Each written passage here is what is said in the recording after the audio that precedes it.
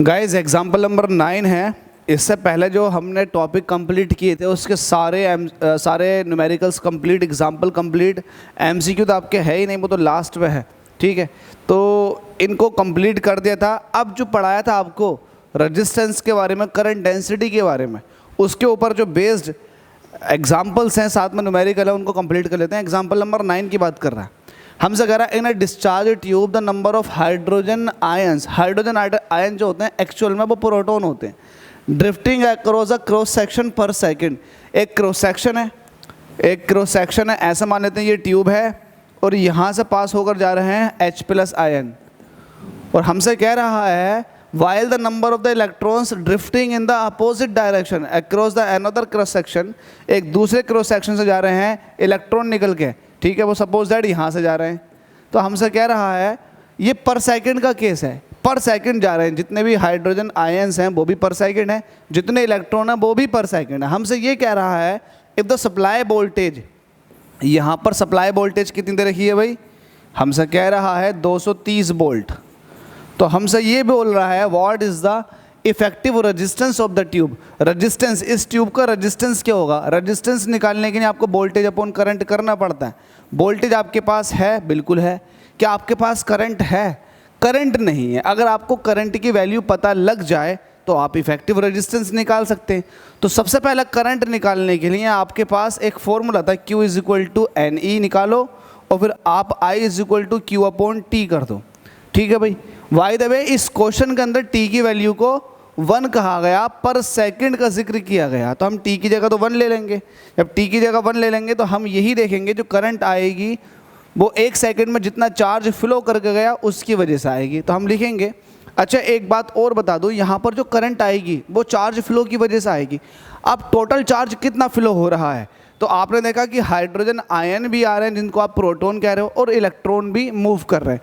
तो इलेक्ट्रॉनों की वजह से भी करंट आएगी और हाइड्रोजन आयन की वजह से भी करंट आएगी। तो टोटल करंट जो आएगी वो इन दोनों चार्ज कैरियर्स की वजह से आएगी। तो मैं यही लिखूंगा, तारीफ नहीं करूंगा कि टोटल करंट किन किन की वजह से आ रही है, या तुम लोगों के लिए कर देता हूँ। Total current passing through tube is due to H+ and electron. ठीक है भाई। तो अब मैं ये निकाला हूँ करंट क्या होगा, चार्ज फ्लोइंग पर सेकंड। अभी आपको मैंने वही यही वाली बात बताई है, चार्ज फ्लो 1 सेकंड में कितना हो रहा है वो करंट को रिप्रेजेंट करेगा।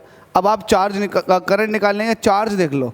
चार्ज क्या होता है, चार्ज होता है N × E, मतलब जितने भी चार्ज कैरियर्स हैं, सपोज दैट इलेक्ट्रॉन है तो इलेक्ट्रॉन की क्वांटिटी देखो और उनके चार्ज से मल्टीप्लाई कर दो। लेकिन यहाँ पर हाइड्रोजन एटम भी है। हाइड्रोजन एटम के पास, जिसको प्रोटॉन कह रहे हैं, प्रोटॉन के पास चार्ज उतना ही होता है जितना इलेक्ट्रॉन के पास चार्ज होता है, लेकिन उनका नंबर अलग अलग है। तो मैं यहाँ लिख देता हूँ प्रोटॉन की वजह से, प्रोटॉन का चार्ज इलेक्ट्रॉन के चार्ज के बराबर, प्लस इलेक्ट्रॉनों की वजह से तो इलेक्ट्रॉनों की नंबर और इलेक्ट्रॉनों का चार्ज। ठीक है। अब यहाँ से E कॉमन ले लूँगा, Np + Ne कर देता हूँ। अब Np कितने, प्रोटॉन कितने निकल के जा रहे हैं, यहाँ पर हमसे कह रहा है 1 × 10⁻⁻1.0 × 10⁻18।